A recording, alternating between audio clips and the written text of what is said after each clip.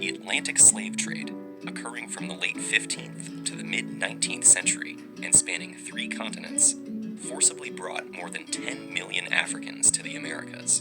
The impact it would leave affected not only these slaves and their descendants, but the economies and histories of large parts of the world. There had been centuries of contact between Europe and Africa via the Mediterranean, but the Atlantic slave trade began in the late 1400s with Portuguese colonies in West Africa and Spanish settlement of the Americas shortly after. The crops grown in the new colonies, sugarcane, tobacco, and cotton, were labor-intensive, and there were not enough settlers or indentured servants to cultivate all the new land. American natives were enslaved, but many died from new diseases, while others effectively resisted. And so, to meet the massive demand for labor, the Europeans looked to Africa. African slavery had existed for centuries in various forms. Some slaves were indentured servants, with a limited term and the chance to buy one's freedom. Others were more like European serfs. In some societies, slaves could be part of a master's family, own land, and even rise to positions of power.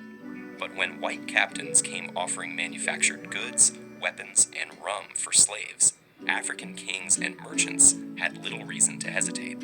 They viewed the people they sold not as fellow Africans, but criminals, debtors, or prisoners of war from rival tribes.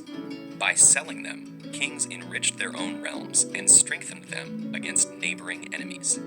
African kingdoms prospered from the slave trade, but meeting the Europeans' massive demand created intense competition. Slavery replaced other criminal sentences, and capturing slaves became a motivation for war rather than its result. To defend themselves from slave raids, neighboring kingdoms needed European firearms, which they also bought with slaves. The slave trade had become an arms race, altering societies and economies across the continent.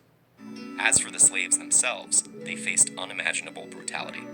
After being marched to slave forts on the coast, shaved to prevent lice, and branded, they were loaded onto ships bound for the Americas. About 20% of them would never see land again. Most captains of the day were tight packers, cramming as many men as possible below deck.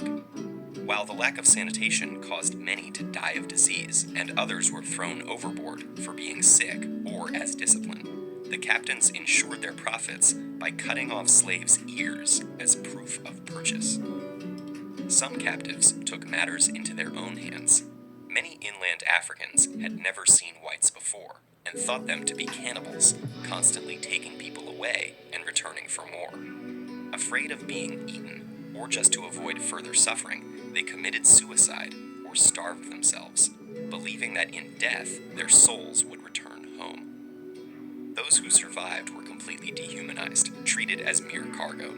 Women and children were kept above deck and abused by the crew, while the men were made to perform dances in order to keep them exercised and curb rebellion. What happened to those Africans who reached the New World, and how the legacy of slavery still affects their descendants today, is fairly well known. But what is not often discussed is the effect that the Atlantic slave trade had on Africa's future. Not only did the continent lose tens of millions of its able-bodied population, but because most of the slaves taken were men, the long-term demographic effect was even greater. When the slave trade was finally outlawed in the Americas and Europe, the African kingdoms whose economies it had come to dominate collapsed, leaving them open to conquest and colonization. And the increased competition and influx of European weapons fueled warfare and instability that continues to this day. The Atlantic slave trade also contributed to the development of racist ideology. Most African slavery had no deeper reason than legal punishment or intertribal warfare, but the Europeans who preached a universal religion, and who had long ago outlawed enslaving fellow Christians, needed justification for a practice so obviously at odds with their ideals of equality. So they claimed that Africans were biologically inferior and destined to be slaves, making great efforts to justify this theory. Thus, slavery in Europe and the Americas acquired a racial basis, making it impossible for slaves and their future descendants to attain equal status in society. In all of these ways, the Atlantic slave trade was an injustice on a massive scale, whose impact has continued long after its abolition.